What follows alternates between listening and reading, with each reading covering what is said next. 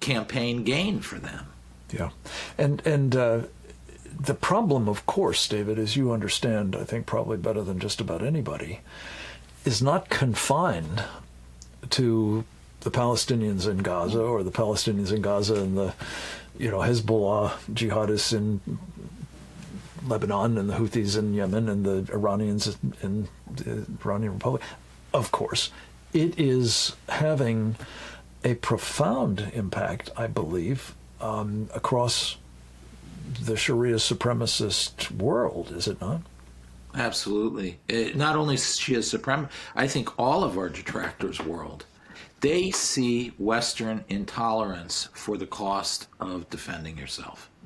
At the end of the day, they do not believe we have the willpower that they have.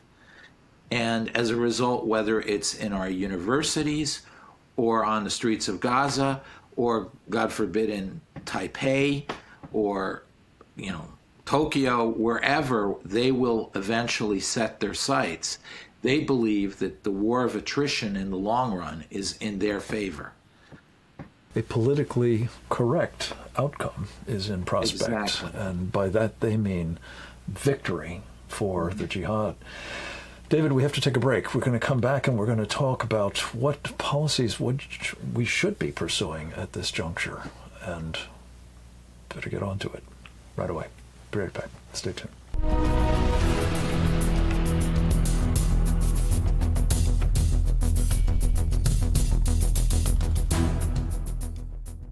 This right here. Welcome to Real America's Voice, Real Minute. Your quick look at the powerful stories of faith and freedom, inspiring audiences across the nation. Angel Studios presents A Kennedy Curse. That is the theme of Angel Studios' newest documentary, RFK Legacy. It comes from acclaimed filmmaker Oliver Stone, director of the hit movie JFK, and his son Sean Stone, in a profile of the Kennedy legacy that you've never seen before. I want to ask you about your father's assassination. Anybody who reads that report will understand that Sirhan could not have killed my father. It's a dirty story. It explores the Kennedy legacy as told through the eyes of Bobby Kennedy Jr., who reflects upon his life and memories, his time on Cape Cod, his uncle's assassination, his own father's assassination, and his early interest in nature and the environment. This time you have a drug addiction. How does that play out? I wanted to be working with nature. He was appalled at what he saw. This is how he became the leading environmental lawyer in the United States. There's no right to pollute. The polluter pays. My views are constantly misrepresented. This compelling documentary profiles our current Secretary of Health and Human Services and dives deep into why Bobby Kennedy is who he is, why he cares so much about health in this country, and how his family legacy continues even after family members pass on far too soon. I don't know if there's a curse. We do what we're supposed to do. The outcome's in God's hands. To see RFK Legacy, go to angel.com/Rav, join the Angel Guild, and watch today.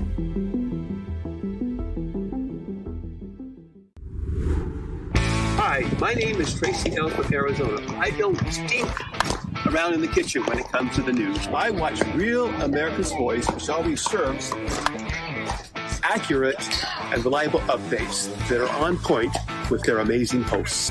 So don't find yourself in a pickle by tuning into the fake news. Stick with Real America's Voice.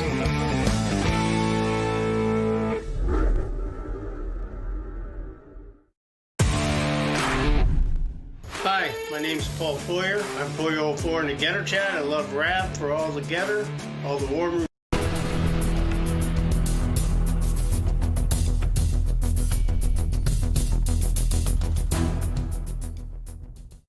Welcome back. We have one more segment with our friend Dr. David Wurmser of the Center for Security Policy, a very, very accomplished national security professional with time at the State Department, the National Security Council, and in the Office of the Vice President of the United States, working on his area of special expertise. He's a strategic thinker on a grand scale as well, but deeply, deeply knowledgeable about the Middle East. And we always prize our opportunities to visit with him to talk about the policies that we are pursuing at the moment and what we should be doing instead if they are, well, unfortunately doomed to fail.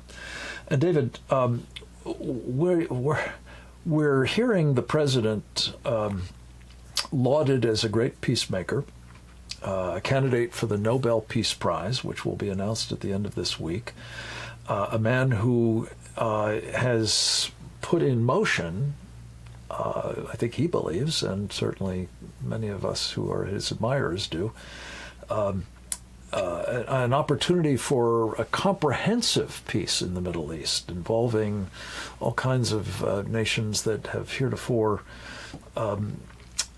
been at odds with Israel or us or both, and that now seem set on really not just settling the conflict in Gaza, but achieving, well, some are even saying an opportunity for an Abraham Accord between Israel and Iran. Level set for us on this, my friend, on the sort of realistic prospects, given what we've just been discussing, for a more comprehensive peace emerging from all of this. Yeah, first of all, the president outlined in his own speech a week ago, or a press conference with Prime Minister Netanyahu, a very determined path forward, that if he sticks to it, it won't be a global peace, but it will end this current round of conflict. And that could remove some elements of concern for Saudi Arabia that then could make a greater move toward peace. I'm still kind of skeptical of that, but nonetheless, it does clear some of the underbrush. But really, but that again, just to be clear, that was predicated on the idea that Hamas was utterly out of business. Precisely. Have turned over all of its arms, all of the hostages were released, and there was going to be a sort of peace commission that the president was going to chair himself to oversee what was going to come next in. And Israel will Palestinian retain state. security control plus a buffer zone. The plan, as outlined last week, was essentially a surrender of Hamas, and they were faced with the choice of either you surrender through a diplomatic deal and you can save your skin and give up power and we'll protect you personally, but you're out of power, or you can ignore that and then the Israelis come and do it anyway, and you will have no protection and you will likely die. So that was what was outlined. If we stuck to that, that's a victory, finally. Problem is, again, this negotiation and giving them things and allowing them to survive a little here and giving them power and building them up. So at the end of the day, it's getting quite murky. But at the end, the really key point here is Hamas and Islamic Jihad and Sharia supremacism and Muslim Brotherhood and, in fact, even Communist Party and so forth. There are ideologies who are fundamentally rooted to our destruction as a civilization. They fundamentally oppose the West. They fundamentally oppose Christianity, the Judeo-Christian core of America. They want to destroy us the way the Nazis wanted to destroy us. And until they are defeated decisively, there is no real option for peace. You cannot talk about peace in 1944 with a rump Nazi state surviving. It had to be totally defeated, or else you'd have to fight again and again and again. So there is talk about an Abraham Accords. There is talk about, but it really depends, or extension into Iran is the Cyrus Accords. It depends on the destruction of the Iranian regime, because they are not capable of having any other policy other than in every fiber of their body pursuing our destruction. Our meaning the West's destruction. Israel's only the little Satan for them, not the great Satan.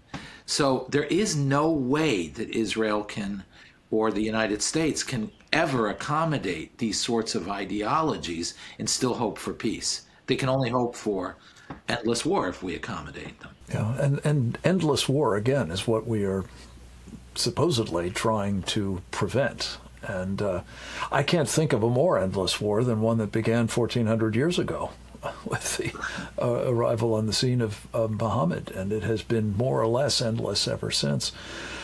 David, let me ask you to respond to some things that are being said in the midst of all of this that I think require a rejoinder. One is that Benjamin Netanyahu is responsible for this state of affairs because he didn't finish the job in the first year, in fact in 2 years, that the implication is that he purposefully did not want to resolve this war because it allowed him to perpetuate his hold on power, and that the so-called what's the term for it? The Greater Israel Project is now at an end because the President of the United States has said there's not going to be an elimination of any prospect of a Palestinian state in Gaza. There's not going to be any annexation of the Judea and Samaria, homeland of the Jews, the so-called West Bank. What are your responses to these sorts of contentions, sir? Well, first of all, that Bibi wants war, this is because of Bibi, etc. Israel didn't want this war, for God's sake. I mean, they've lost so many. I was there on October 7th. It was a trauma for everybody. Bibi was traumatized. Everybody was traumatized. They really believed the Palestinian issue was a irritant or a diplomatic issue that in the long run, solutions can be found. They did not expect it to become an existential threat to the state of Israel. And ever since, and one has to put yourself in an Israeli shoes right now, every day they're still facing air raids from missiles from Yemen.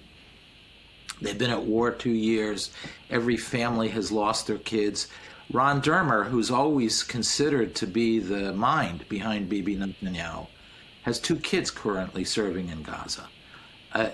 These people are paying a personal price for it. They are, as a nation, trying to defend themselves. This is not a partisan issue in Israel.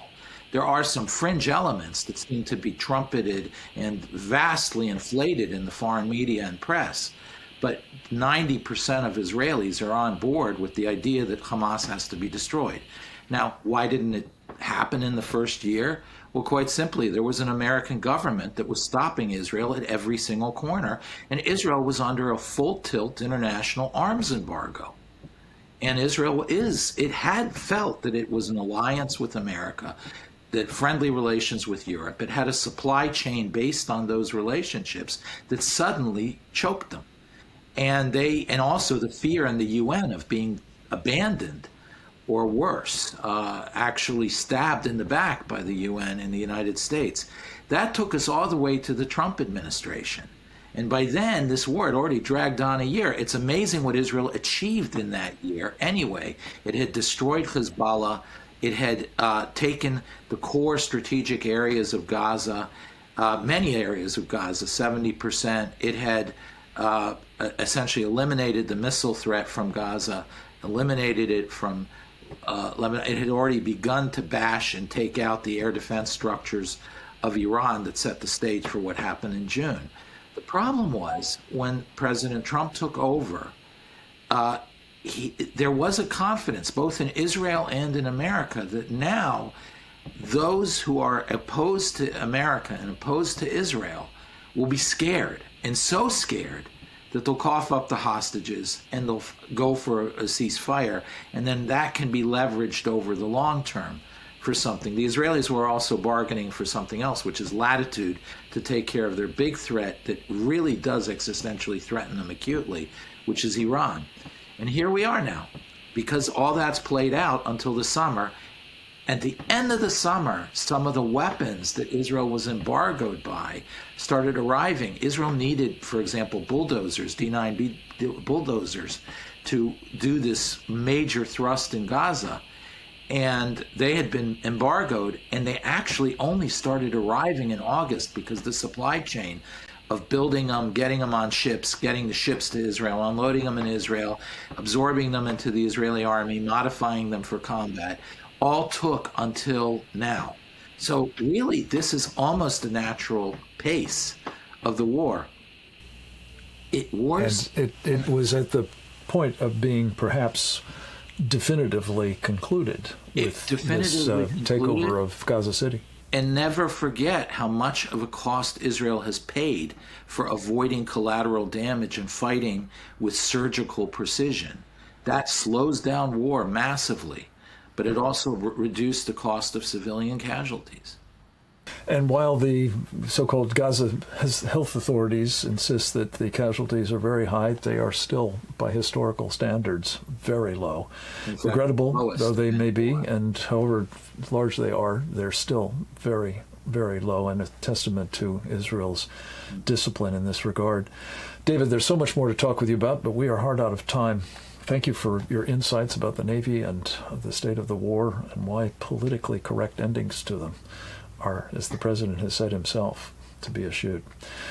We'll talk with you again soon. God bless you, my friend. We'll be right back with more, folks, about the jihadis inside America right after this.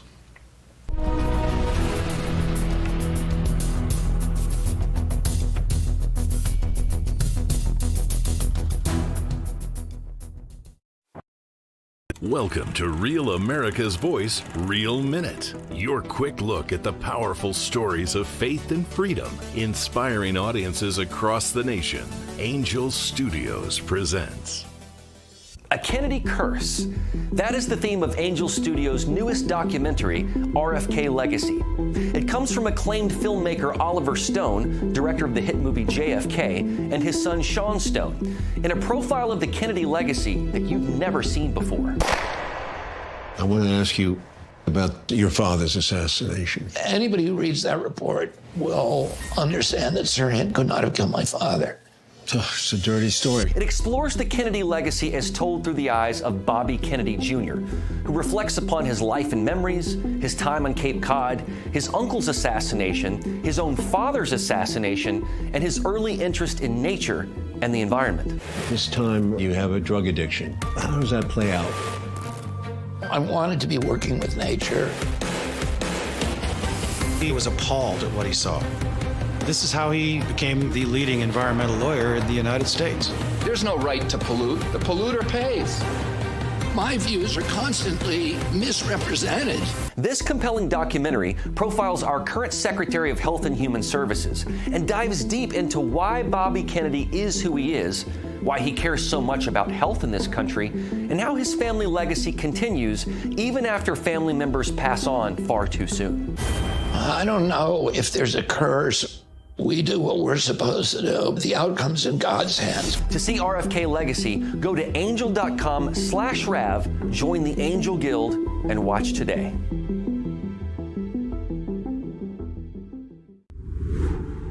Hi, my name is Tracy L. from Arizona. I don't stink around in the kitchen when it comes to the news. I watch Real America's Voice, which always serves accurate and reliable updates that are on point with their amazing hosts. So don't find yourself in a pickle by tuning into the fake news. Stick with Real America's Voice.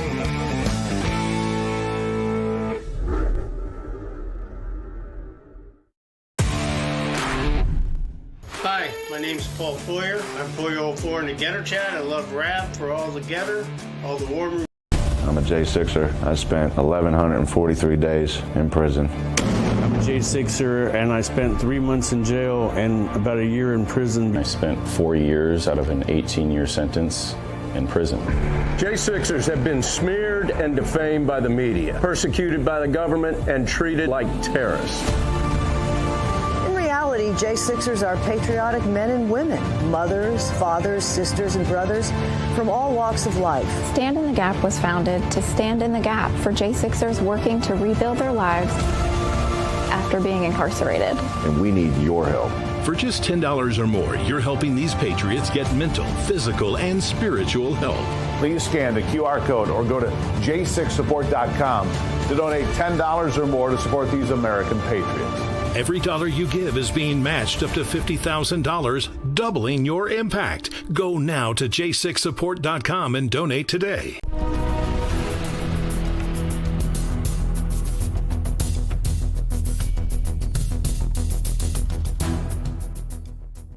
We're back, and so is a dear friend and very valued colleague. Her name is Debbie Georgatos. She has the distinction now of being the elected Republican committee woman for the state of Texas. Every state has one Republican committee man and one Republican committee woman, and she is it. Praise the Lord for her state, which happens to be one of the most important, if not arguably the most important state in the Union. It is certainly true that if Republicans do not control the state of Texas, electorally, that is, the Republican Party will not have a Republican president in office ever again, in all likelihood.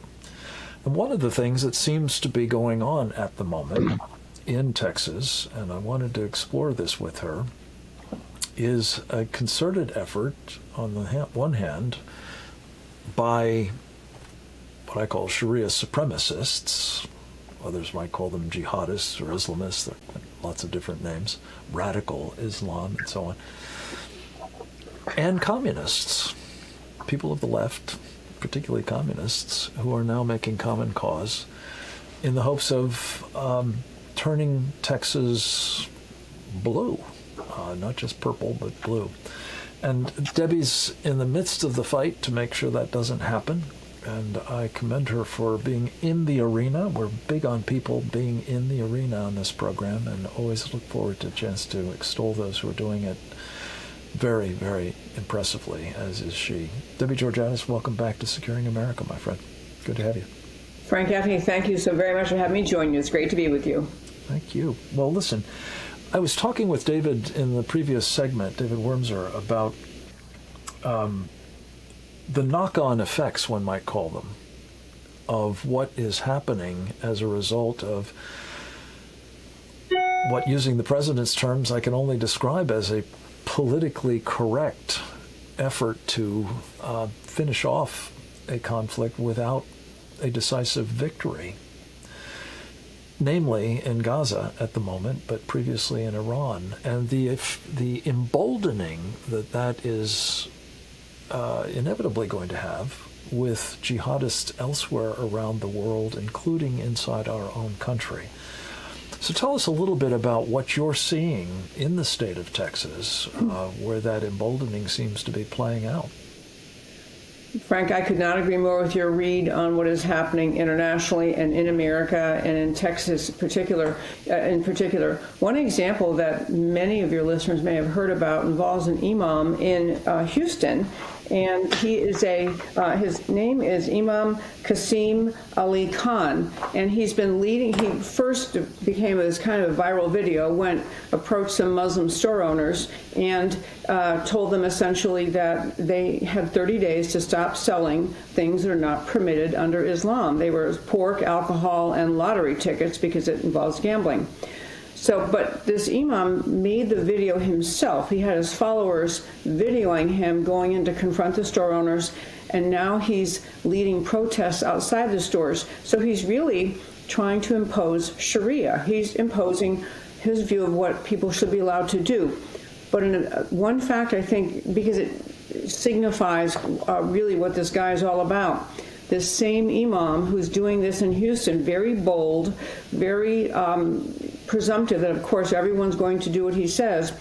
He actually testified in Texas when we had an effort back in 2017 to pass a law which the acronym is ALAC, American Law for American Courts. Basic idea, in America, we don't honor Sharia. We only honor Texas law and the Constitution. This same imam testified in that hearing in the Texas legislature back in 2017, basically depicting what Sharia is and describing it as harmless personal morality. It's just a code that makes him more respectful, protective, devoted to family. And in that small amount of time, he testified before this committee that was otherwise on track to produce a Texas version of American law for American courts. The legislators backed down. They apparently, because of this pressure, decided instead of having a clear condemnation and just clear rejection of Sharia, they watered down that bill so that it is completely meaningless. I don't know if it's worth at this time to take time in our time together today to tell you what that bill really says, but it's virtually meaningless. And it's a good example. This is a guy saying, I'm going to, back in 2017, tell him Sharia is nothing to worry about. Now he's doing this in the streets of Houston. We have many, many things happening in Texas, but I could tell you more, but you look like you have a question, so do you want to go ahead? I do. Debbie, and I, as you know, was very much involved in trying to promote this bill, both in Texas and elsewhere across the country, because I think it is absolutely central to the idea of our constitutional republic. It says right in the Constitution, as you know, it is the supreme law of the land. And the Texas law and every other law enacted across this country is pursuant to and has to be consistent with that Constitution, or it's inevitably found to be, null and void.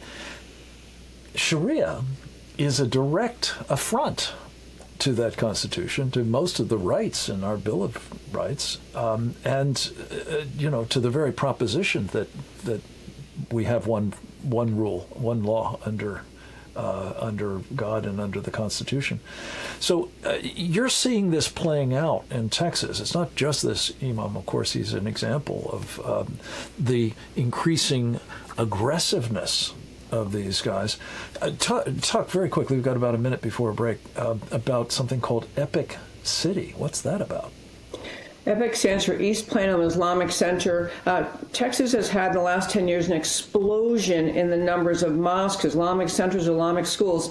But EPIC was about a massive purchase of land right next to this East Plano Islamic Center. And originally, the imams pushing this had videos out on YouTube essentially saying, we're going to have a Muslim-only community up here. So Muslims, you'll have a self-contained, you have schools, hospitals, education, everything you need, you can never leave. When the Department of Justice began investigating, and they dropped their investigation, but others began pressuring them, then they backed off and said, oh, no, we didn't mean Muslim only. And there was a law that passed in Texas just this session that was directed at that effort by the EPIC community. All right, hold the thought, because Governor Abbott declared that as he signed that bill into law, that this was prohibiting Sharia in Texas. We want to get a truth fact check on that. We'll be right back with Debbie Georgatos on this very, very critical topic right after this. Stay tuned.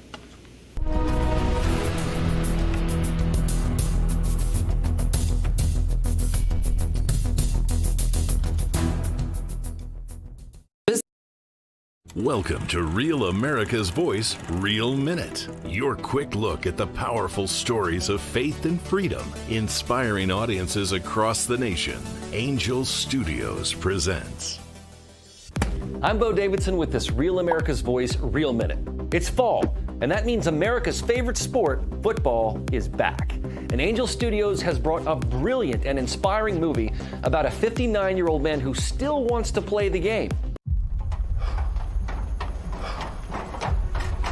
Knock me down, I don't feel pain. Mike, you're right, you always will be, but you can hit. After nearly 4 decades, almost 60-year-old Mike Flint returns to his alma mater because he never finished his senior year due to being thrown out for fighting. Actor Michael Chiklis, whom you'll remember from the TV series The Shield, stars in this true story about a man who has unfinished business. You better get out of my face, little man. Get out of my face! Nothing matters if I can't be out there with my team.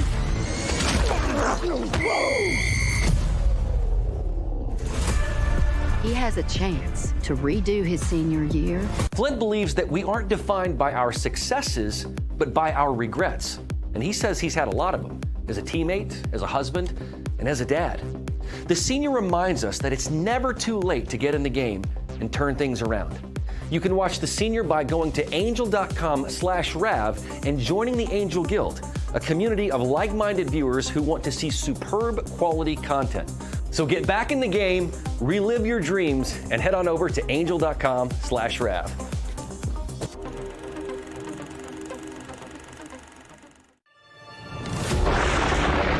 Through every storm, every moment of uncertainty, everybody needs to pray for Charlie Kirk right now. Rav has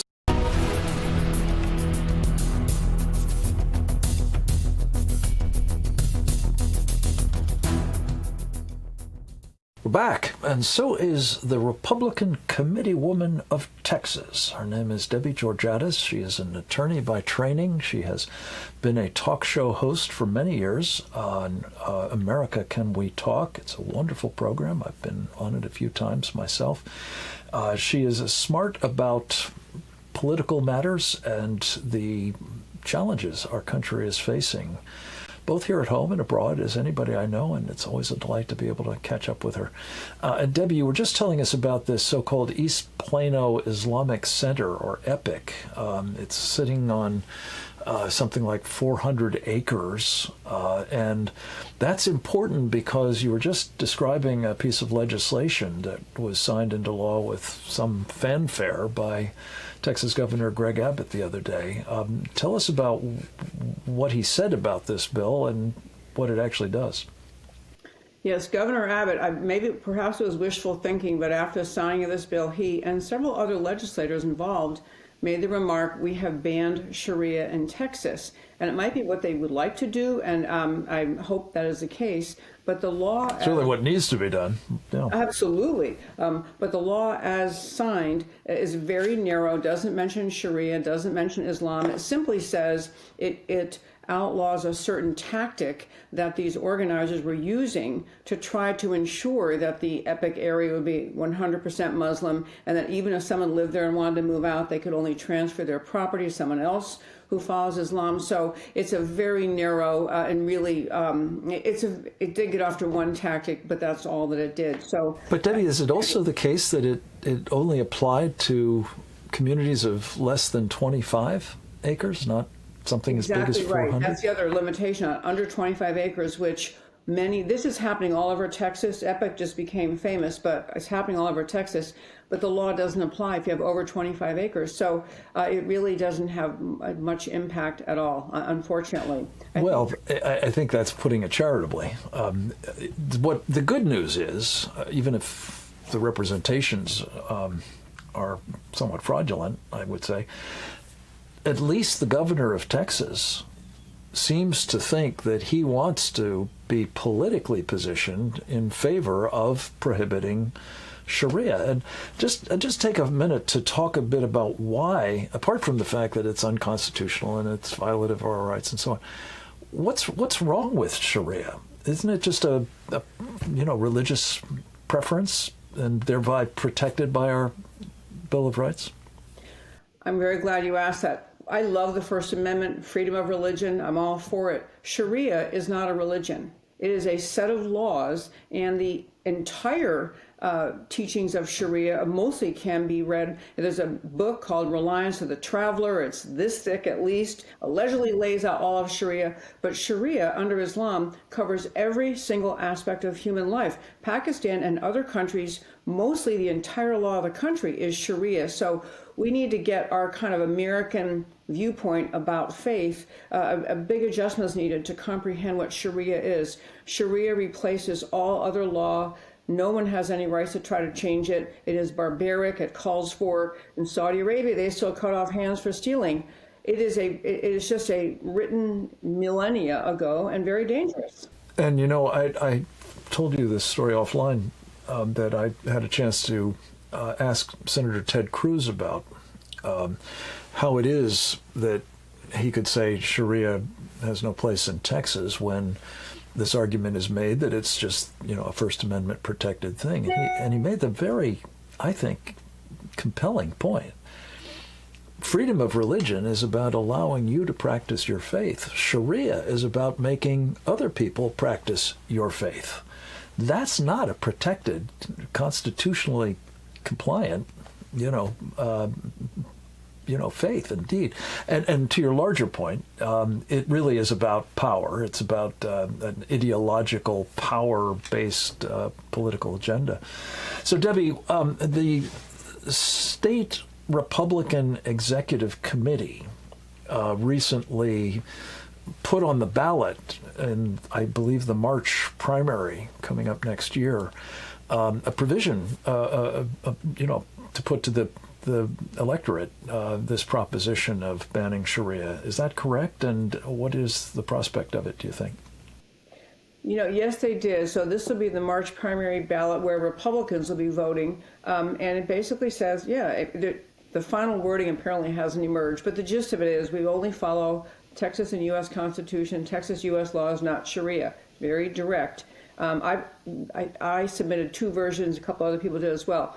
So the big goal, I think, for everyone right now is to make sure that Texas voters understand what Sharia is, because there is now an apologist movement going on in Texas. In fact, after the EPIC legislation, one of the imam representing EPIC came out and said, Sharia, we're not trying to impose Sharia here.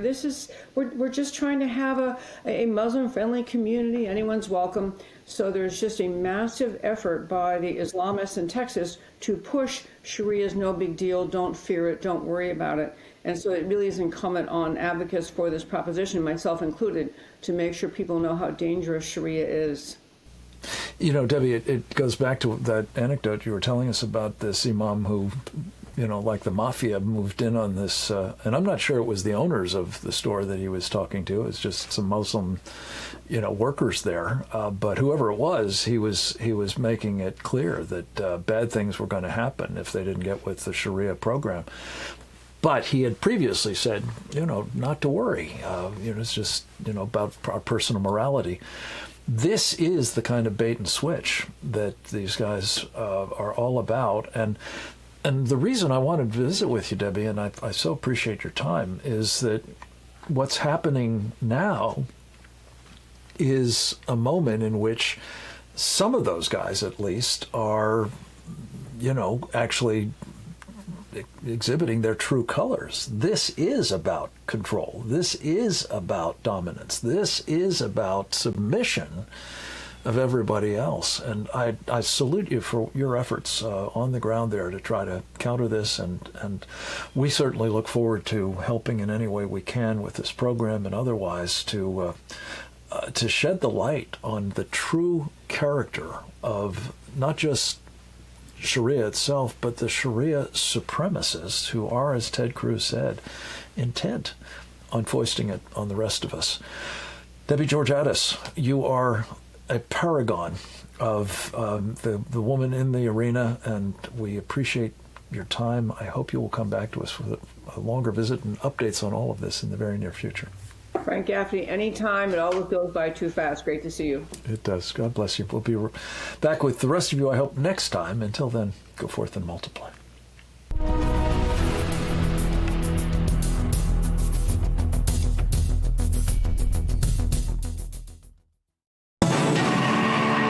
Terrence Bates here with your Real America's Voice News Break. Thanks so much for being here with us. Is there a link between the weight you carry in your belly and the weight of the world that you carry in your heart? Well, many would argue yes. If that's the case, then dropping physical weight can also help cut some of the emotional weight that may be keeping you bogged down. We did first 555 in March and then another one in May. I lost 15 pounds, gotten back into 32-inch pants for the first time since 1998. Overall, more positive and optimistic.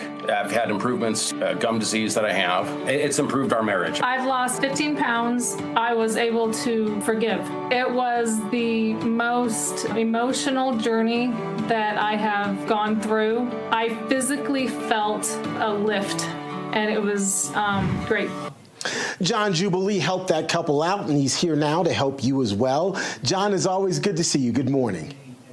Good morning, Terrence. So why do you think emotional weight and physical weight are often so tightly linked?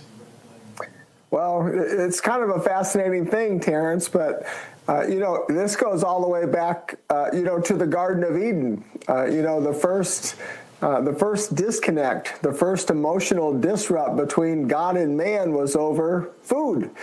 And then when Jesus was in the wilderness, the first temptation that the devil ever gave him was food. So food, has always had a history, Terrence, of being a temptation and being a relationship breaker. And so all of our relationships, of course, are based in emotion. And so this is one of the things that Energize Health, when we teach about mind, body, and spirit, and we help our clients to get healthy in all three levels, we help them to understand a healthy relationship with food. That's right, a healthy relationship with food and with each other. Yeah, unfortunately, I'm one of the many Americans who has a all too unhealthy relationship with food, which has led to a weight problem. My weight problem is I can't wait to eat. And so that's been a big issue. But John, talk about how you go about helping people deal with not only the weight issues, but the issues of emotional eating and otherwise. Yeah, well, this is one, again, it's one of the beautiful things, right? So, everybody can go on a diet, Terrence, and the reason every diet works for a minute is because anybody could just discipline themselves just for a minute. But it takes having a healthy relationship with food and being an emotionally healthy person to regulate, to self-regulate, to be able to say, well, wait a minute. You know what? I understand right now. I just had, maybe you just had a disagreement with your spouse or something happened at work or with the kids. And then the old go-to was to emotionally medicate ourselves with what? With food, right? Mm-hmm. So, it's kind of it's almost like a comedy scene in a movie when the woman has a breakup and she goes and gets the ice cream and she's eating the ice cream on the couch. Because she's trying to emotionally medicate herself. And so one of the things we do, though, is we go down to the root causes. Some of these things, Terrence, have happened in our childhood. Maybe our parents got divorced. Maybe somebody was sexually abused. And all these types of things. Maybe an alcoholic or a drug addict in the home. All these childhood traumas can trigger us to become emotional eaters in life. And in Energized Health, we're all about getting to the root of everything, including, at the cellular level. So whether it's the cellular level emotionally or physically, we get to the root so that we can solve the problem. And the couple that we heard from in the intro said that they had done so through a My 555 challenge. When is the next one? How can people kind of get more information about that so they can maybe replicate what that couple was able to do?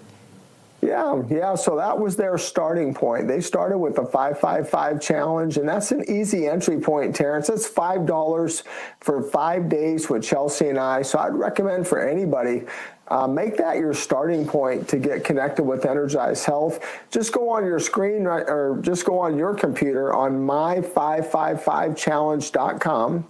And just register, guys, for $5. And Chelsea and I, in just a couple weeks, that will start. And that could be your new start. And by the way, Terrence, think about this. People that start now, they'll achieve a New Year's resolution, before New Year's Day. John Jubilee, thanks so much for your time. Welcome to Real America's Voice, Real Minute. Your quick look at the powerful stories of faith and freedom, inspiring audiences across the nation. Angel Studios presents. I'm Bo Davidson with this Real America's Voice Real Minute. It's fall, and that means America's favorite sport, football, is back. And Angel Studios has brought a brilliant and inspiring movie about a 59-year-old man who still wants to play the game. Knock me down, I don't feel pain. Mike, you're right, you always will be, but you can hit. After nearly 4 decades, almost 60-year-old Mike Flint returns to his alma mater because he never finished his senior year due to being thrown out for fighting. Actor Michael Chiklis, whom you'll remember from the TV series The Shield, stars in this true story about a man who has unfinished business.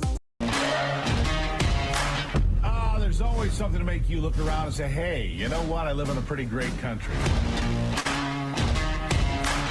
President Trump is calm, on point, on his game. And unlike the last guy, he is competent and coherent. Come on, man. We're not bending the knee anymore. We're here to take a stand for God and country.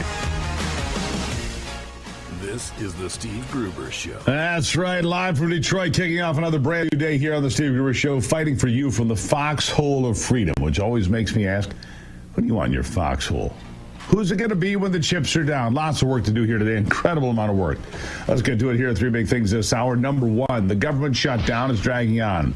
I learned from some of my TSA friends in Virginia, they've not missed a check yet. The next one due Friday and Saturday, depending on what shift you're on. Should only be a bit lower than normal. I'll tell you why coming up. Number two, and yet another shocking revelation you'll hear almost nothing about anywhere else. The FBI now admitting that under the Biden administration, it openly spied on a dozen Republicans, including 11 senators. We'll take a deep dive on this today. And number three, the reason you will not hear about that spying anywhere else, because the majority of the big media players are left of center.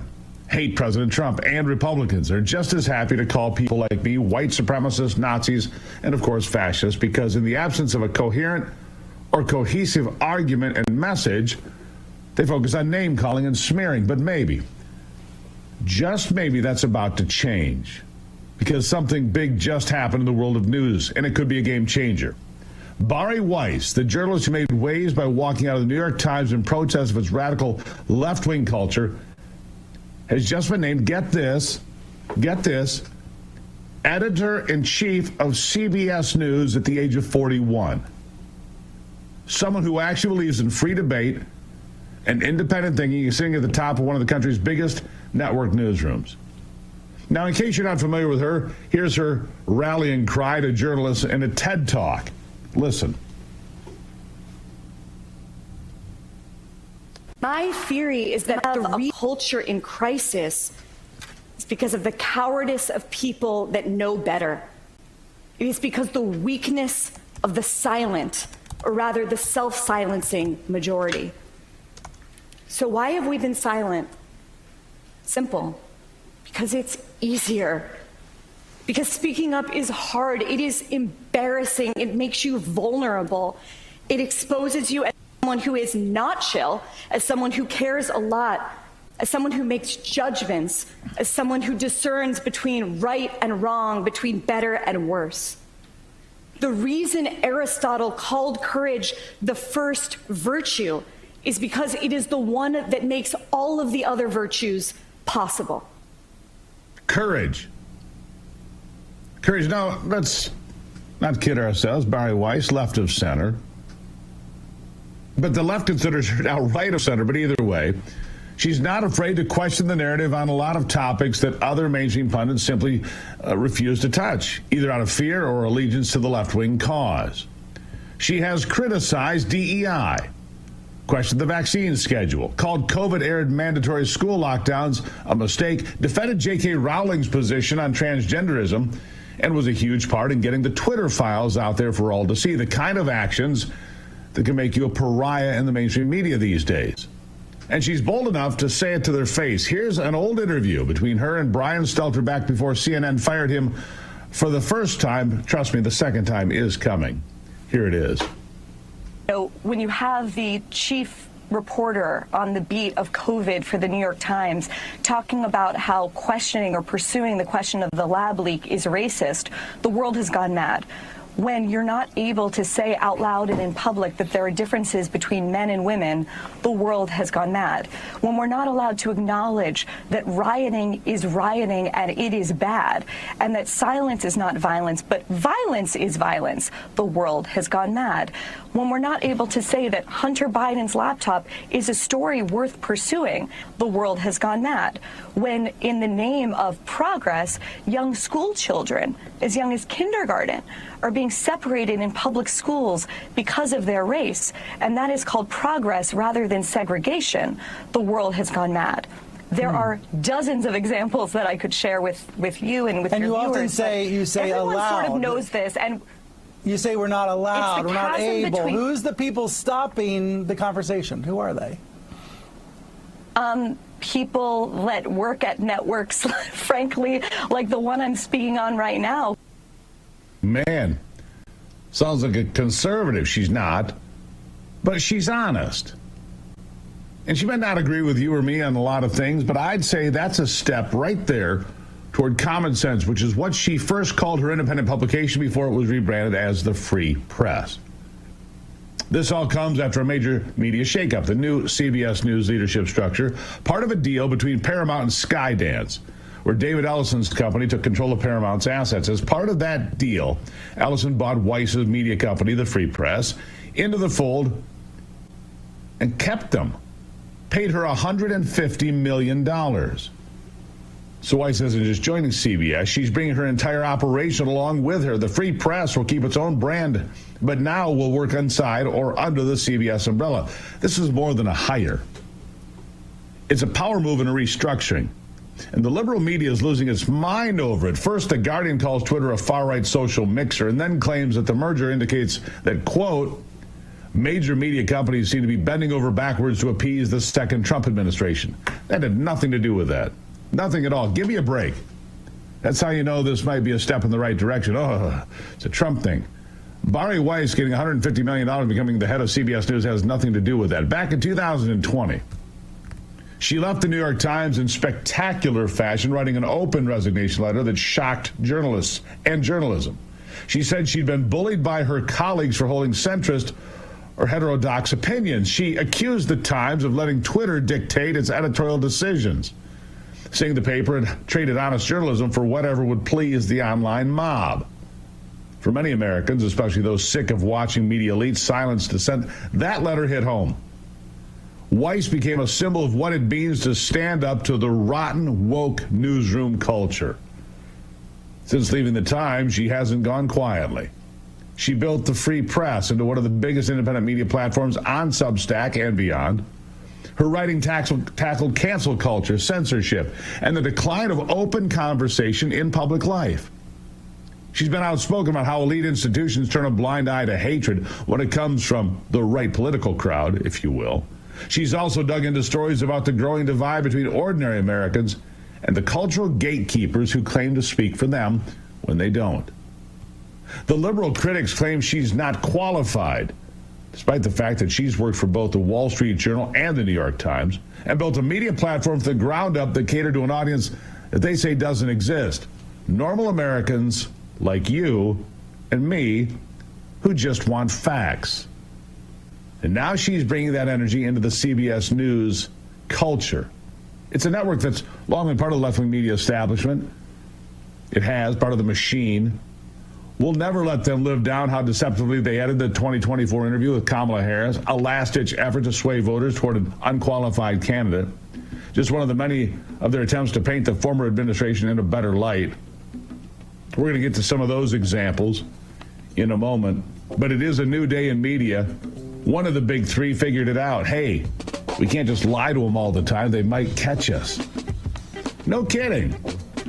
Congratulations to CBS News. It's a step in the right direction. Probably still won't watch, but it's a step in the right direction. We'll be right back.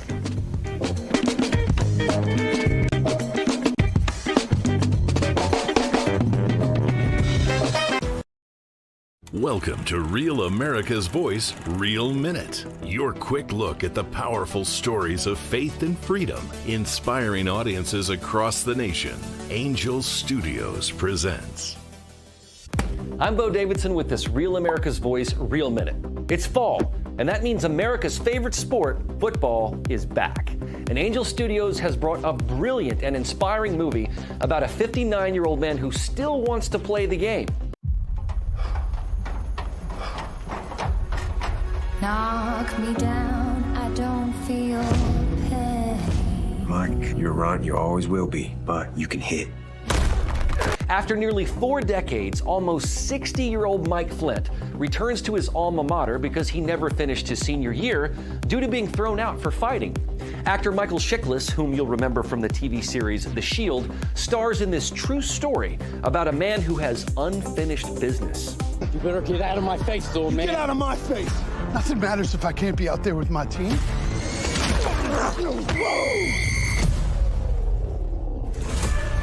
He has a chance to redo his senior year. Flint believes that we aren't defined by our successes, but by our regrets.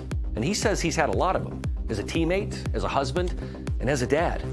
The senior reminds us that it's never too late to get in the game and turn things around. You can watch The Senior by going to angel.com/Rav and joining the Angel Guild, a community of like-minded viewers who want to see superb quality content. So get back in the game, relive your dreams, and head on over to angel.com/Rav.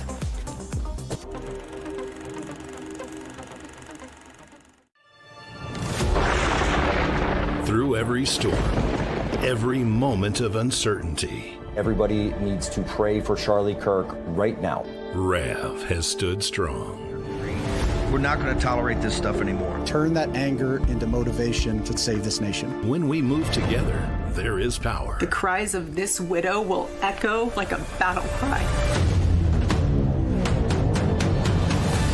This is more than news. It's a movement. This revolution of people taking their countries back. A turning point. A chance to be part of something greater than yourself.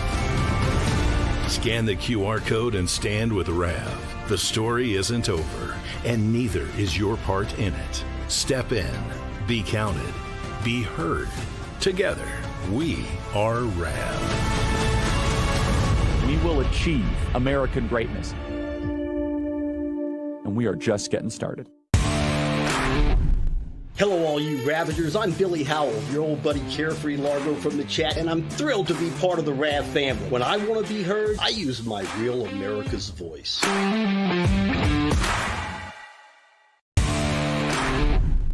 Howdy, Rav fam. It's Warbringer here. Love you all. Rav is the only place to get the truth, and this is the only way we're going to be able to restore our republic. Love you all. See you in the chat.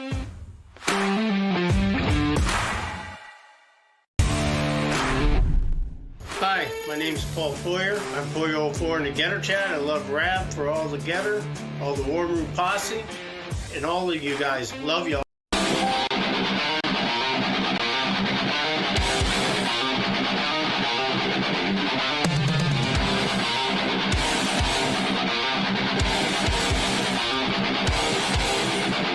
All right, back to it now.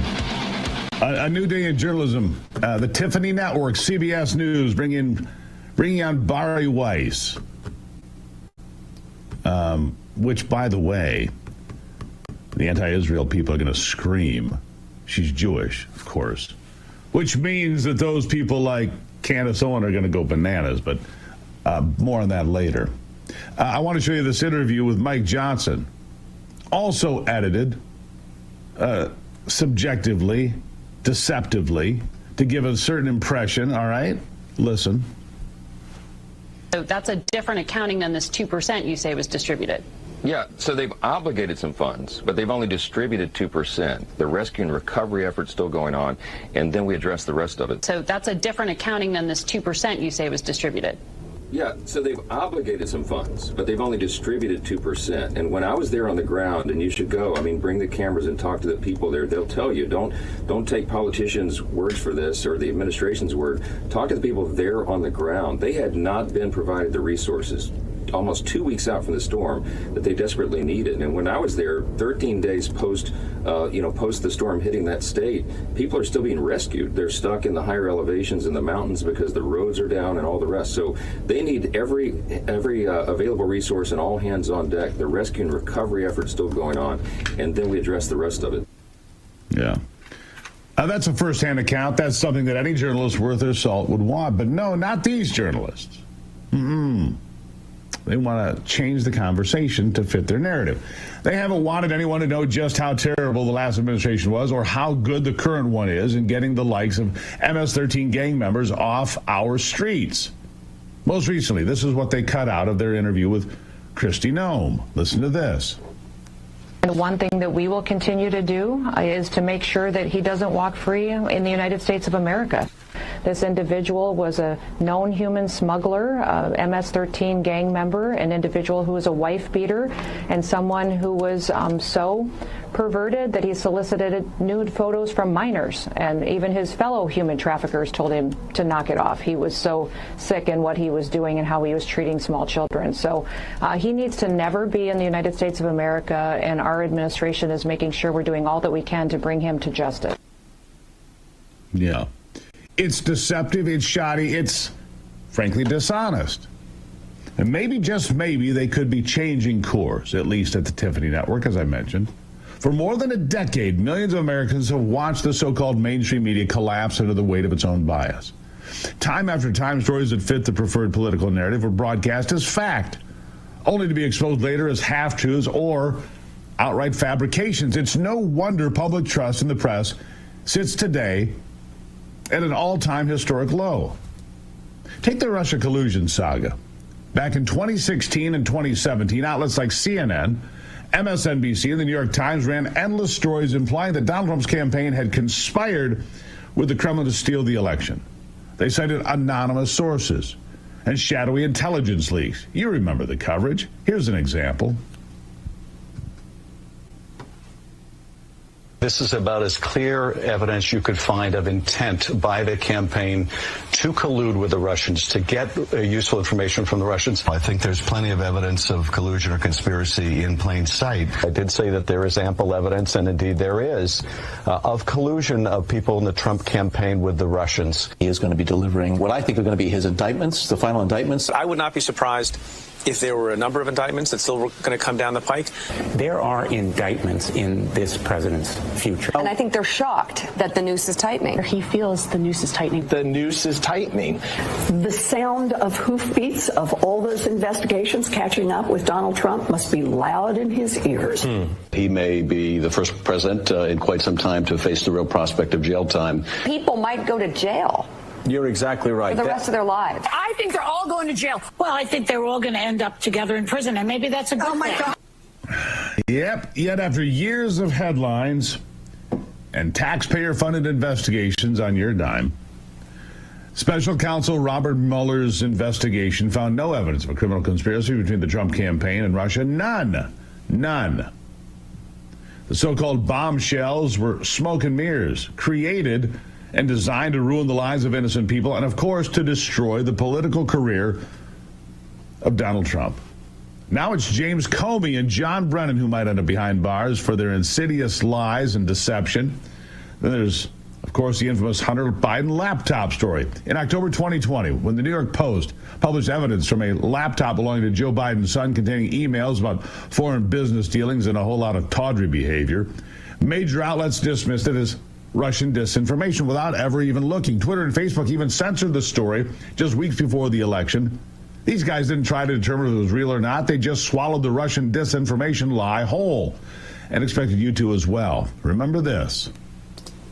Biden's secret emails. A really fishy story. The Post claimed that the emails were found on a laptop computer that was brought to a repair shop in Delaware in the spring of 2019. The FBI is now investigating whether those alleged Hunter Biden emails are actually connected to a larger foreign intelligence operation. They may be related to a foreign intelligence operation. Foreign intelligence operation. Foreign intelligence. Foreign intelligence. Foreign intelligence operation. For all we know, these emails are made up. The information found on the laptop may be part of a Russian disinformation campaign. Part of a Russian disinformation effort. Described by many intelligence experts as having hallmarks. All the hallmarks of a Russian disinformation.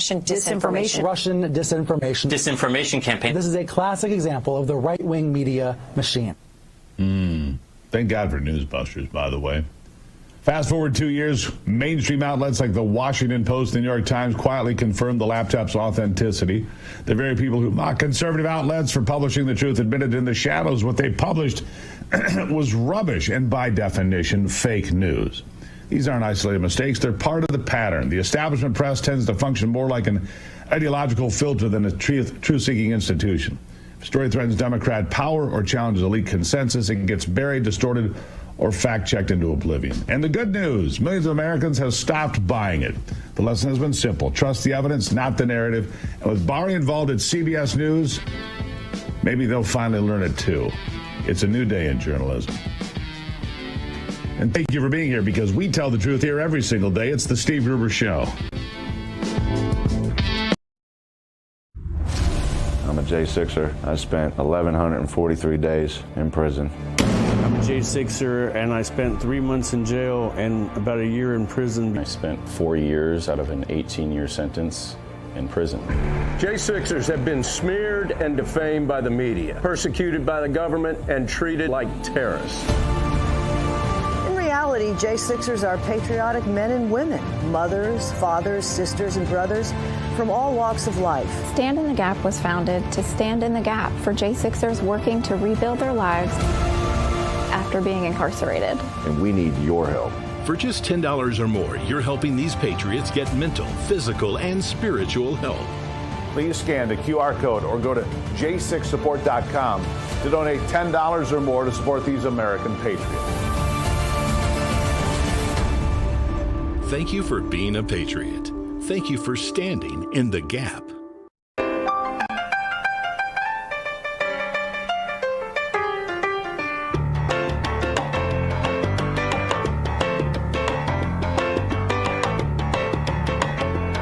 I'm going to be getting into this deep dig and a deep dive in the next hour, but I'll give you a little preview here.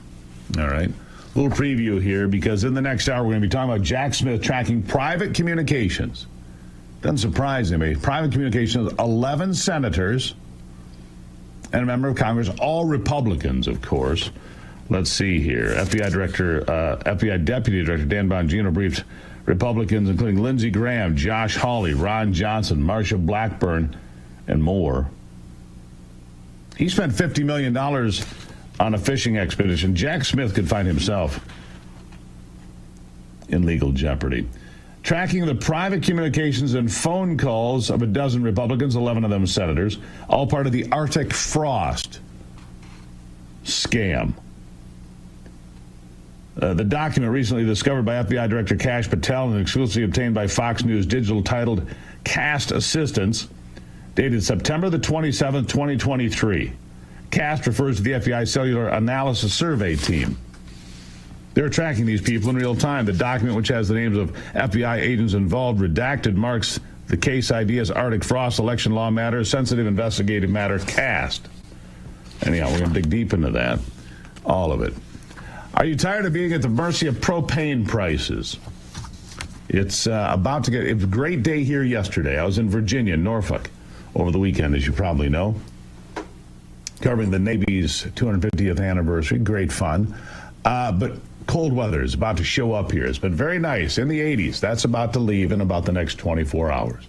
So if you're tired of being at the mercy of propane prices, if you got a water well, you're already halfway to energy independence. Add a WellConnect geothermal system in about 8 hours. Cut your heating bills by half while cooling your home almost for free. No excavation, no major renovation, no more surprise fill-ups from Big Propane. None of that. WellConnectGeo.com is a patented system made in America. All right? Look at this. It's an add-on to your existing furnace, your existing air conditioner. If you don't rip anything out, you add it to it. So if you live in the northern United States, Minnesota, Montana, Michigan, Ohio, Pennsylvania, halfway there. Oh, and they're looking for dealers, by the way. All right, WellConnectGeo.com, WellConnectGeo.com. You want to save a pile of money? Oh, and there are some big rebates and money coming back from the government, only good through this month. I'm a J6er. I spent 1,143 days in prison. I'm a J6er, and I spent 3 months in jail and about a year in prison. I spent 4 years out of an 18-year sentence in prison. J6ers have been smeared and defamed by the media, persecuted by the government, and treated like terrorists. In reality, J6ers are patriotic men and women, mothers, fathers, sisters, and brothers from all walks of life. Stand in the Gap was founded to stand in the gap for J6ers working to rebuild their lives after being incarcerated. And we need your help. For just $10 or more, you're helping these patriots get mental, physical, and spiritual help. Please scan the QR code or go to j6support.com to donate $10 or more to support these American patriots. Thank you for being a patriot. Thank you for standing in the gap. Now is the moment to put your brand in front of an engaged, loyal audience through Real America's Voice. When you advertise on Real America's Voice, you're not just running an ad, you're partnering with trusted voices like Steve Bannon, Charlie Kirk, and other influential hosts. Backed by millions of monthly listeners. What's happening? Because of the Real Voice, man. I watch it all the time. Real America's Voice rocks. Real America's Voice gives sponsors the chance to put their product front and center, displayed on screen and highlighted by our anchors during exclusive segments and live events. Head to freetrumpknife.com. This means your brand becomes part of the conversation as it happens. Secure your spot before it's too late. Join us today and make your brand part of the news conversation that America's viewers trust. Real America's Voice, where your message is seen, heard, and remembered.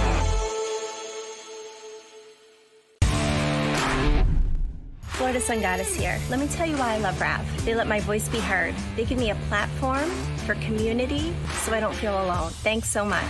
God bless.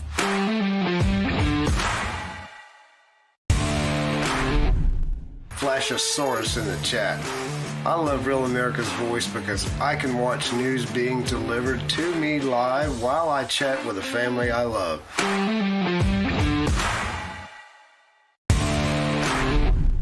Hi, this is Becky from the Florida Panhandle, and I love watching Real America's Voice for the programming, the hosts, and my Rad Chat family.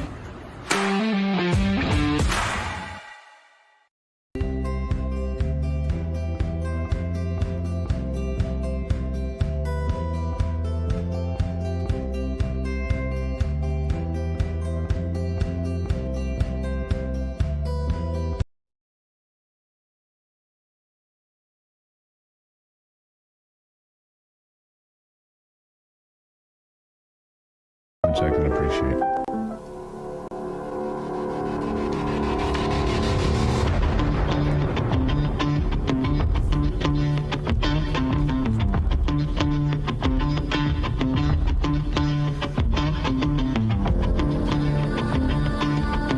All right, welcome back to it. My next guest is somebody I've talked to many times over the years, but just not in a bit. Has a brand new documentary. It's called The Dragon's Prophecy. It's got limited release here this week. We'll tell you about that coming up. But I'm very pleased to announce my next guest is Dinesh D'Souza, author and filmmaker. Dinesh, welcome back to the program. Steve, it's great to join you, and very excited about this new film. Well, tell us about it. It's got a provocative name, to say the least, The Dragon's Prophecy. Lay it out for us. The name that comes out of the book of Revelation, where in Revelation 12 it describes a dragon representing the devil going to war against a woman representing Israel, and the woman is pregnant representing a child or the Messiah. And so right away, you see that this is a departure from me. My earlier films have been entirely political. The topic has been America, the meaning of America in one way or another. This film takes into account October 7th, Israel, Hamas, radical Islam, and biblical archaeology, biblical prophecy. The general theme is that there is sort of a world behind the world. And in order to understand the very large and important current events around us, we need a kind of wider historical and even biblical perspective. So this is a film that kind of joins the political to the historic and also to the theological. You know, it as luck would have it, and I don't know if it's luck, Dinesh, as luck would have it, it happens to come out right now at a time when there is this revival, this eruption of faith in America in the wake of the public assassination of Charlie Kirk, which will be a month ago tomorrow. I don't think your timing could be any more prophetic, basically. I mean, the timing is remarkable, isn't it? Well, quite honestly, I did time it to go with the second anniversary of October 2nd. But you are right that I made the film. It takes you into some dark places. It actually begins with about 10 minutes of extremely riveting and never seen before, at least not by the public, footage of October 7th. So I put you right on the scene. I then go into some of the kind of almost demonic influences that are, I think, alive in the world and in our culture. But the film ends on a very uplifting note of spiritual revival. And so in that sense, it fits beautifully. I want this film to be part of not just a national, but perhaps a global revival of faith, and specifically of the Christian faith. Yeah. Were you seeing that during this the filming and putting this together and using clips from October 7th and so forth, which I think there should have been more of those clips released, is unsettling or upsetting as they are. In order to understand the world, you have to see how wicked the world is sometimes. So how, let me ask you this, how far down that trail did you go with actual footage from that day? Well, I've been collecting that footage for 2 years, and some of it is just absolutely gruesome, and so I chose not to show it. But there's enough in there to kind of shake you, and we have a graphic kind of warning up front, basically saying, buckle up. And just for the reason that you said, that I don't think, just as you couldn't really understand the Pacific War and World War II without Pearl Harbor, and you wouldn't understand what happened in Afghanistan in the early 2000s without 9/11. So here you kind of have to begin, and I like to do this in my films, Steve. You know, in my earlier films, in 2000 Mules, I don't want to just lecture you about election fraud. I want to put you on the scene, show you a Dropbox in the middle of the night, and here's what happens. And similarly here, you are, in a sense, on a motorcycle with a GoPro. You're riding into the kibbutzes of Israel from the Hamas side. And why? Because Hamas is the one that took this footage. So it begins on the ground on October 7th, and then the film pulls back and takes the larger significance of all these events, making the case that October 7th, in a way, wasn't just another terrorist attack. It wasn't even just an historic event. It was a biblical event. A biblical event based on prophecy, the dragon's prophecy specifically. So what does the prophecy indicate to you? What is the takeaway in the prophecy? The prophecy indicates that you have an eternal battle that goes on between God and the devil is not strong enough to overthrow God. And so what the devil does is he picks the things that God cares about to ruin those as a way of getting his revenge. If you notice in Genesis 1, the serpent picks on Adam and Eve. Why? What have Adam and Eve done to him? Nothing. But his idea is that this is God's cherished creation. If I can ruin these two people, I'll get the last laugh on God. And kind of the argument of the film is that for the same reason, the devil is picking on the Jews and the Christians. The Jews are the original chosen people of God. The Christians, in a way, are the spiritual Israelites. And so the devil goes, if I can ruin the people that, in a sense, are closest to God, I achieve my purposes. And then the film goes on to show that the devil is using both the cultural left in the West as well as the radical Muslims, who are now in an extremely odd and unexpected alliance to achieve his purposes.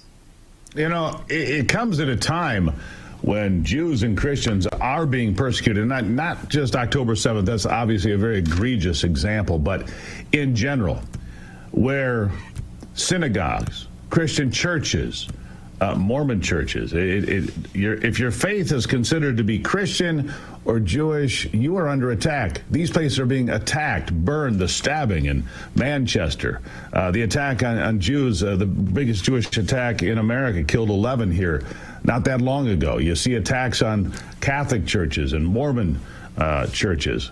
It's a remarkable time that I don't think anybody, if you went back 10 years, I don't think you would have thought this was going to happen. And yet here we are. It's not just happening in America and the West. It's happening in Africa. It's happening in the Middle East. It's happening globally, isn't it?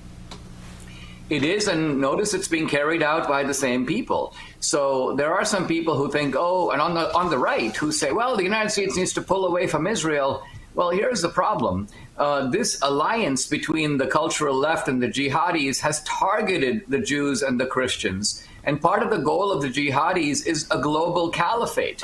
They don't wake up in the morning worrying too much about Gaza or the Palestinians. They want to infiltrate Australia and Canada and Europe and the United States. Here where I live in Texas, mosques are popping up like mushrooms all over Houston and Dallas. You've got jihadis running for the school board. They want 100 Ilhan Omars. So we are kind of in this fight, which is a political fight, but it's... And how do you win that fight? We've only got about 30 seconds left here. I'll give you the last one. How do you win that fight? Honestly, Steve, I'm just going to direct people to watch this film because it's going to show you what to do. It's called The Dragon's Prophecy, and if I can give the website, it's... Yeah, absolutely. The Dragons, plural, thedragonsprophecyfilm.com. In theaters tomorrow night, just one more day, and then on Thursday it goes to streaming and DVD. So go to the website, thedragonsprophecyfilm.com. There you have it, thedragonsprophecyfilm.com. Dinesh D'Souza, always an honor. I will go see the film because I know what kind of good work you do, and I appreciate it. The timing couldn't be better. Sir, thank you. Thank you very much. There you have it. Go check it out, thedragonsprophecyfilm.com. Support Dinesh D'Souza, doing the important work of telling the truth. Thedragonsprophecyfilm.com. I'll take a break and be right back.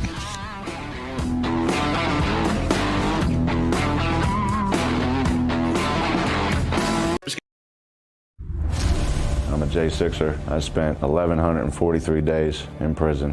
I'm a J6er, and I spent 3 months in jail and about a year in prison. I spent 4 years out of an 18-year sentence in prison. J6ers have been smeared and defamed by the media, persecuted by the government, and treated like terrorists. In reality, J6ers are patriotic men and women, mothers, fathers, sisters, and brothers from all walks of life. Stand in the Gap was founded to stand in the gap for J6ers working to rebuild their lives after being incarcerated. And we need your help. For just $10 or more, you're helping these patriots get mental, physical, and spiritual help. Please scan the QR code or go to j6support.com to donate $10 or more to support these American patriots. Thank you for being a patriot. Thank you for standing in the gap. Now is the moment to put your brand in front of an engaged, loyal audience through Real America's Voice. When you advertise on Real America's Voice, you're not just running an ad, you're partnering with trusted voices like Steve Bannon, Charlie Kirk, and other influential hosts. Backed by millions of monthly listeners. What's happening? Because of a real voice, man. I watch it all the time. Real America's Voice rocks. Real America's Voice gives sponsors the chance to put their product front and center, displayed on screen and highlighted by our anchors during exclusive segments and live events. Head to freetrumpknife.com. This means your brand becomes part of the conversation as it happens. Secure your spot before it's too late. Join us today and make your brand part of the news conversation that America's viewers trust. Real America's Voice, where your message is seen, heard, and remembered.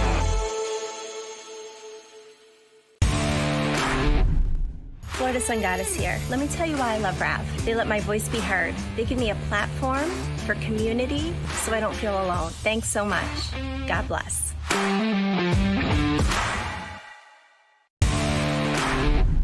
Flashosaurus in the chat. I love Real America's Voice because I can watch news being delivered to me live while I chat with the family I love.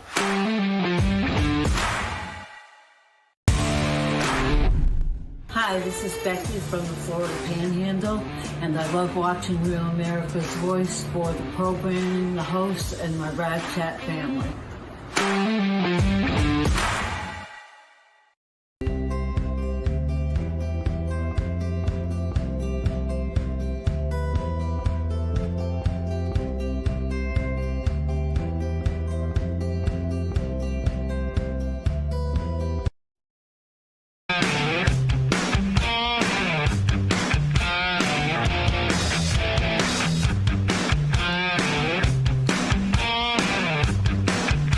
Looking after your good health is what we do here every day because I have to make sure, look, I'm getting older. It's almost my birthday, which means, you know, I'm not quite qualified for Social Security, but it's not too far away. In fact, it's real close now, right? So as we get older, we have to be mindful. Look, once you lose your health, it's gone oftentimes. That's why we fight for it. Right, look, I want to. 3 of the 4 grandparents I have lived into their mid-90s in good health. That's where I want to be. So I fight for it every day. My next guest fighting for you every day as well, Rob Renee. He's the founder of Exodus Strong. And you can find QEstrong.com/Gruber. Use the code Gruber. Get more information. We'll tell you more about that in a minute. But first, here's Rob Renee, everybody. Rob, welcome back to the program.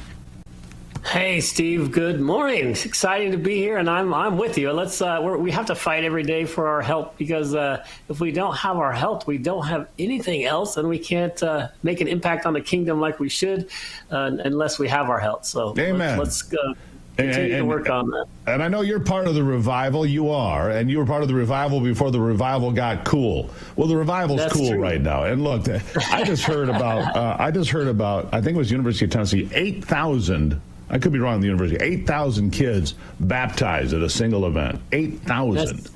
Beautiful. I was talking to somebody who was at Texas A&M over the weekend. 3,000 kids at Mass. 3,000 students at Mass at Texas A&M. This is happening all over the country with younger people. There is a revival. Movement. Absolutely, and I think it is so important, right, that we talk about that and bring God, invite Him back into our lives. You know, Ivy and I were very touched by Ivy and I were very touched by the event in Phoenix honoring the life of Charlie Kirk, and I think that that's going to have a ripple effect across this country, around the world. Really, is what Praise I think, Lord. Rob. Yeah, it's big stuff, isn't it? I mean, I know you're involved with this a lot, and I don't mind if we talk about that for a second. Right? I was a big Charlie fan, beforehand. So now obviously even bigger, and just the impact he's making on the world is so incredibly awesome, and it's just fun to be part of that. And just obviously it was very tragic, and I never want to take light of that fact. But what Erica is doing, and the strength and power that she's doing it with, is just super inspirational. And I just see the revival happening, and it's so exciting, because you saw signs of it even before Charlie. And so it's just amazing that people are bringing back God into our world, right? We need it back into our schools, and our children need to be exposed to it. And thank the Lord, He's using something that was evil for good. And we're trying to do this thing with people's health, right? Yeah, galvanize people. All right, so let's talk about him, because when I first heard about this, I'm like, come on, can this really be something else? Red light therapy. Ivy uses some red light therapy. Ivy looks terrific. I look, well, however I look, but the point is, red light therapy can really make a difference. No matter how we look, as long as she looks good. Exactly. So what is red light therapy? Why is it the hot thing? Well, what's going on? Well, it's so exciting, because it's literally, God created light, right? And this red light therapy is so amazing, because it literally penetrates beneath the skin and can help you underneath. And then it just helps revive the mitochondrial process in the body. So it's really helpful for that. So, and it's so simple, right? Literally, these little wands are just super powerful, and this wand has both infrared and near infrared light therapy on it. So instead, what that means is it goes in deeper. Like if you get the basic infrared light, or if you get basic red light therapy, it'll do just the surface, and that still helps. But if you get the near infrared, it literally goes in deeper. So it really helps with joints and things that are further inside the body. It's just super, super powerful. And the stories of transformation we're getting from people is just super, super exciting. So does it help the skin? Does it help the circulation? Does it help joints? Red light therapy. Yes. I mean, it's all the rage. They've got these. And some people have these giant, all-encompassing deals, but you've got directed therapy, I suppose, so with fun that about one. This is it's mobile. You can literally put this in your purse and take it with you, or we can put it in our cars. But it's just so awesome, because you can take it anywhere, and within 5 minutes it starts helping. Right, so you literally can turn it on, and you can just apply it to right next to your joint that is aching and or hurting, and it's just amazing. You're right, it does help circulation for sure, and any joint issues and joint pain, it just penetrates deep and starts the healing process, that helps the healing process of those, but then also just relieves the discomfort that people are having. So that's why it's multifaceted, and it is all the rage, because it works, right? And there's lots of scientific evidence and reports supporting it, and we're able to create this device that is super powerful. And we even combine a couple of our pain skin patches that go with it, just so you can try those as well. And then we have a special offer for people, because I know you and Ivy like our Exodus product, and that supplement is. I love that product. I take Exodus. I take Exodus every day. That's one of your products as well. But Ivy's a big believer in the. She has a red light mask and is a big believer in red light therapy, and I think it's incredibly important. So here's the offer.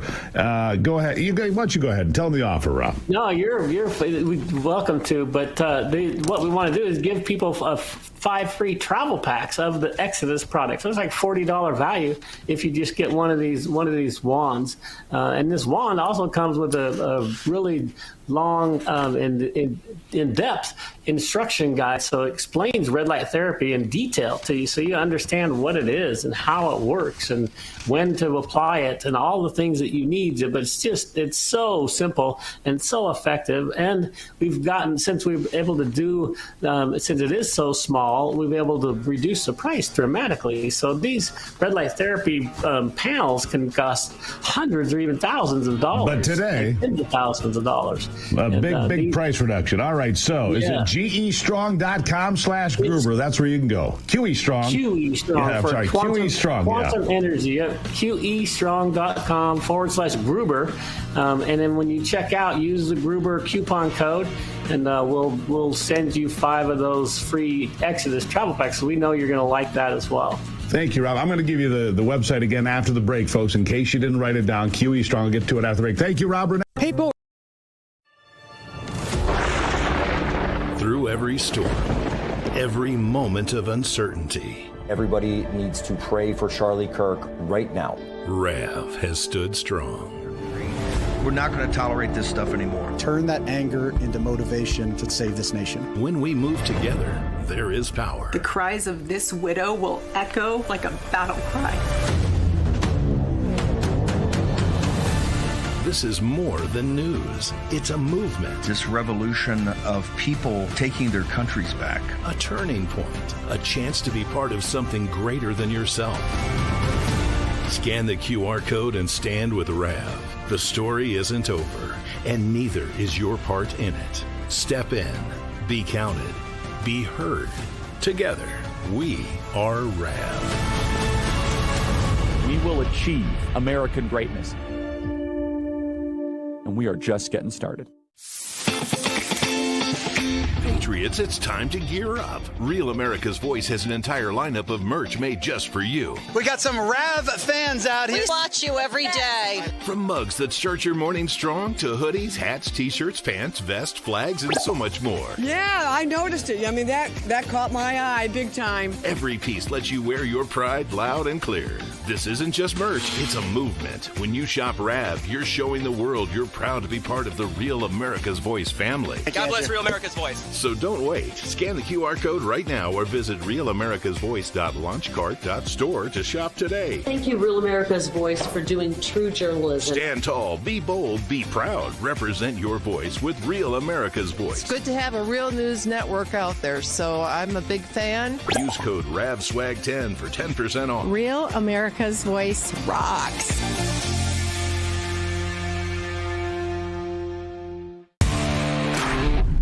This is Diane from Rhode Island. Why do I love Real America's Voice? Because they deliver us facts from hosts who love America and love God. What's not to like?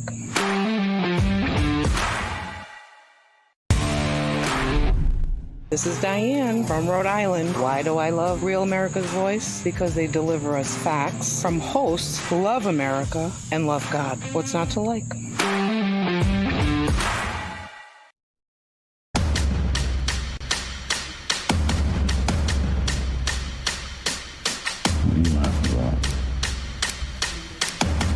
All right, back to it. I don't know what kind of tomfoolery is going on back there with Anthony and Ivy, but they're all giggling and carrying on. Anyhow, if you missed that website for that offer, QEstrong.com/Gruber. Free Exodus travel packs, $40 worth of that. Exodus, I take it every day. It's an anti-inflammatory. It really works for me. I love it. and then red light therapy. Please support the people that support this program. We try to do the best we can to give you the best information.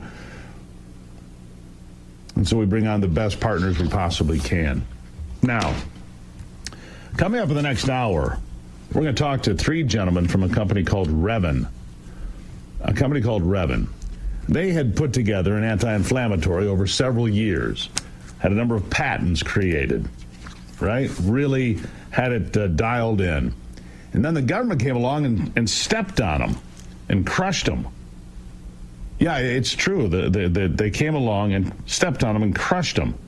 It was unusual, and now they've filed a lawsuit. Okay, to fight back. It's a huge story you don't want to miss. The government destroying the possibility of a miracle drug, and they're winning in federal court. It's a big case, involves potentially billions of dollars in a takings clause case. What does that mean? It means the government came and took what was not theirs to take. All right. You want to lose weight and feel better? Have you ever wondered why your metabolism turned off? The truth is it's different for everyone. My Pure Health uses breakthrough science and technology to uncover your unique why and then fix it naturally. No shots, key. No endless exercise. Just real food, a custom plan for you, and weekly coaching. Men lose 35 to 50 pounds in 40 days. Ladies, 25 to 32 pounds. The best part, they don't just help you lose it, they give you the tools to keep it off for good. Book your free consult today. See how simple it really is. Visit GruberHealth.com. You can remember that one, right? GruberHealth.com today. Take the first step toward the healthier, slimmer you. That's GruberHealth.com. Real results, real food, and it's real simple. I really appreciate you being here. Again, coming up in the next hour, you don't want to miss this conversation about Revin, an anti-inflammatory miracle drug slammed by the government, and the government's losing the argument in court. We'll be back with the Steve Rivers Show.